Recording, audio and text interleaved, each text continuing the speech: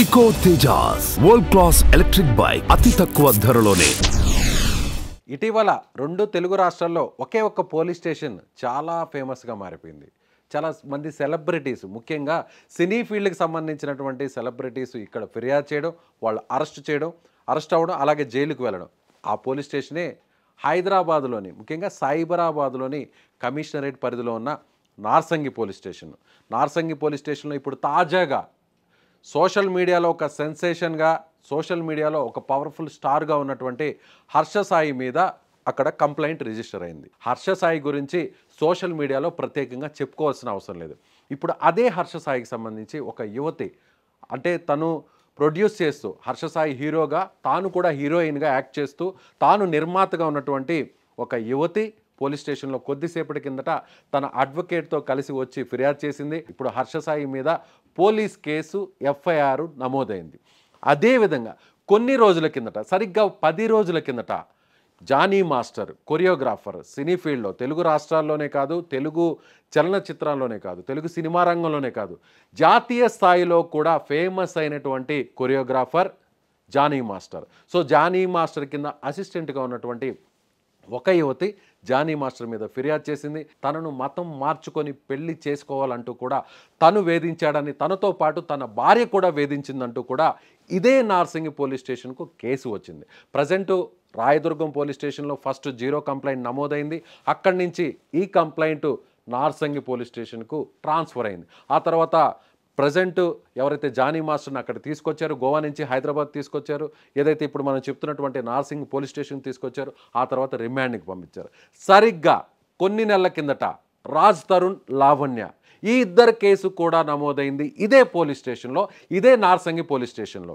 ఇప్పుడు Narsingi police station అనేది ఒక, ముఖ్యంగా చెప్పాలంటే సినీ ఇండస్ట్రీకి సంబంధించి కూడా ఒక బిగ్గెస్ట్ కాంట్రవర్సీ పోలీస్ స్టేషన్గా ఇది మారిందని చెప్పాలి. పోలీస్ స్టేషన్ కాంట్రవర్సీ కాలేదు, కానీ అక్కడికి వచ్చినటువంటి కంప్లైంట్సే కాంట్రవర్సీ. సెలబ్రిటీస్కి సంబంధించినటువంటి, సినీ ఇండస్ట్రీకి సంబంధించినటువంటి వ్యక్తుల మీద, సెలబ్రిటీస్ మీద అక్కడ పోలీస్ స్టేషన్లో కేసులు నమోదు చేయాలి.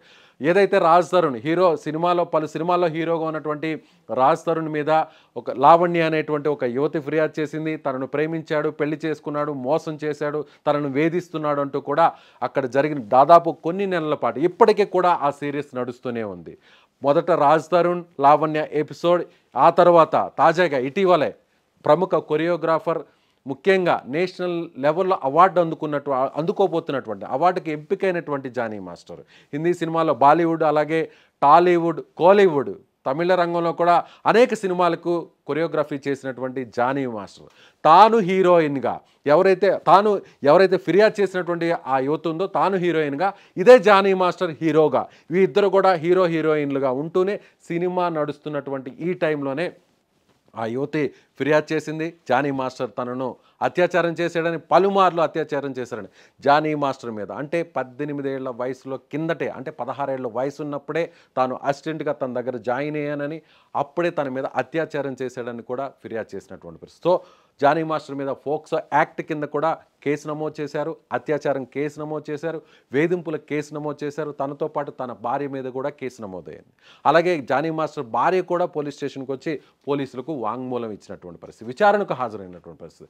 సో ఈ ఎపిసోడ్ అయిపోతుంది అనుకున్నటువంటి ఇలాంటి టైంలోనే సోషల్ మీడియాలో సెన్సేషన్గా మారినటువంటి హర్ష సాయి మీద హీరోగా ప్రజెంట్ మెగా అనేటువంటి ఒక సినిమా పేరుతో ఒక సినిమా షూటింగ్ నడుస్తూ ఆల్రెడీ టీజర్ రిలీజ్ అయినటువంటి ఈ సినిమాకి సంబంధించి తాను హీరోయిన్గా, తాను ప్రొడ్యూసర్గా ఉన్నటువంటి ఒక యువతి ఇప్పుడు తాజాగా ఇదే నార్సింగ్ పోలీస్ స్టేషన్లో కొద్దిసేపటి కింద తన అడ్వకేట్తో వచ్చి పోలీస్ స్టేషన్లో ఫిర్యాదు చేసింది. పోలీసులకు ఫిర్యాదు ఇచ్చింది. 2 సెక్షన్ల కింద, లైంగిక వేధింపులు, అత్యాచారం కింద పోలీసులు కేసు నమోదు చేశారు.